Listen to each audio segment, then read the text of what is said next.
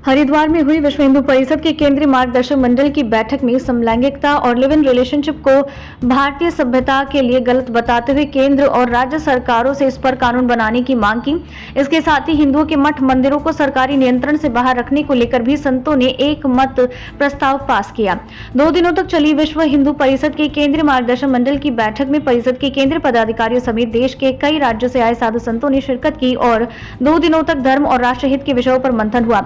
साधु संतों ने supreme court द्वारा समलैंगिक संबंधों को अपराध की श्रेणी से बाहर रखने पर नाराजगी जताते हुए कहा कि समलैंगिकता एक अप्राकृतिक कृत्य है। समलैंगिकता और लिव इन रिलेशनशिप जैसी प्रवृत्तियों से भारतीय परंपराओं को नुकसान पहुंचेगा। इसके साथ ही कुछ राज्य सरकारों द्वारा किए गए मठ मंदिरों के अधिग्रहण को गलत बताते हुए साधु संतों ने कहा कि मठ मंदिरों पर आने वाला दान और चढ़ावे पर सरकार का कोई अधिकार नहीं। ये धन धर्म और प्रचार प्रसार में लगना चाहिए। बैठक में निर्णय लिया गया कि साधु संत साल में 15 दिन ग्रामीण क्षेत्रों में जाकर प्रवास करेंगे और आमजन को भारतीय परंपराओं के लिए जागरूक करेंगे। नवभारत समाचार हरिद्वार उत्तराखंड से शहजाद अली की रिपोर्ट। मुख्य रूप से 2-3 विषयों के ऊपर समाज का मार्गदर्शन हो, इसलिए सभी पूज्य धर्माचार्यों ने संतों ने यहाँ पर चिंतन किया है।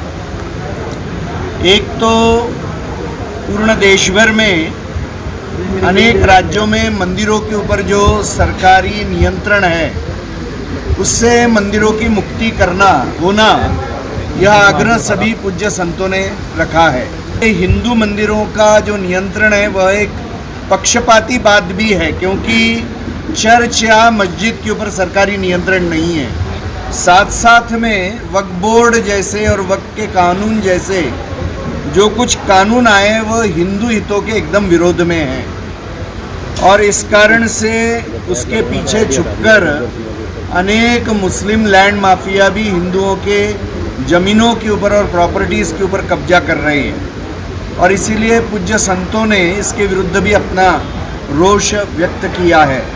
हिंदू जीवन मूल्यों के विरुद्ध जिस तरह के विषय जैसे विवाह बाह्य संबंधों के विषय हैं, समलैंगिक विवाहों के विषय है, कि जो भारत की हिंदू परंपराएं हैं, अत्यंत प्राचीन विवाह जैसे अत्यंत पवित्र संस्कार है, इनको ध्वस्त करने के लिए इस तरह के विषय आ रहे हैं। केवल व्यक्तिगत सुख भोग के लिए इतनी प्राचीन परंपराओं के ऊपर कुठाराघात करना ये हिंदू समाज स्वीकार नहीं करेगा और इस विधानसभाएं लोकसभाएं इन्होंने कानून बनाने का कार्य करना चाहिए।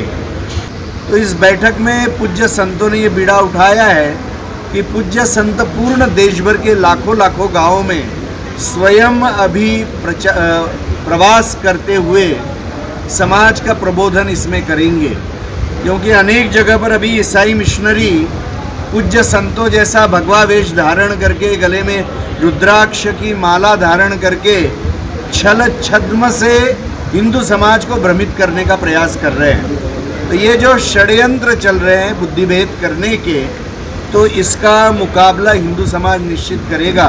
विश्व हिंदू परिषद के ये सारे संत मिलकर पुरजोर विरोध व्यक्त करते हैं।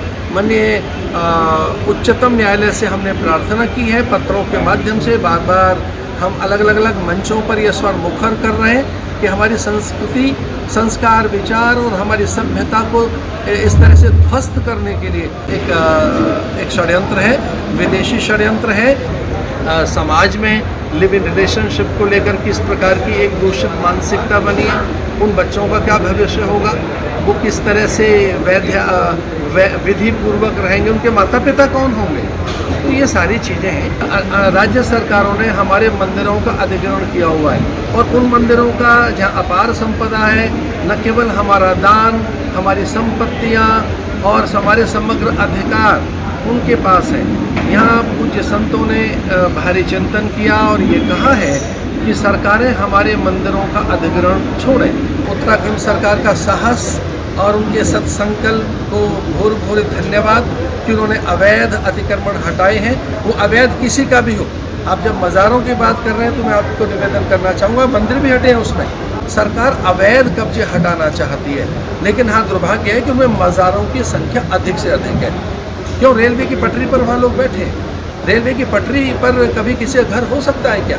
इस तरह से जो अवैध अतिक्रमण है उस पर सरकार चेती है। यहाँ कोई भी अतिक्रमण कभी नहीं चलेगा। हम तो यहाँ ऐसा कहना चाहेंगे कि यहाँ पर जांच होनी चाहिए, न केवल गाँव में, गली मोहल्लों में, आश्रमों में भी, कि कौन घुसपैठे यहाँ रह रहे हैं, उनकी आईडी की जांच होनी चाहिए।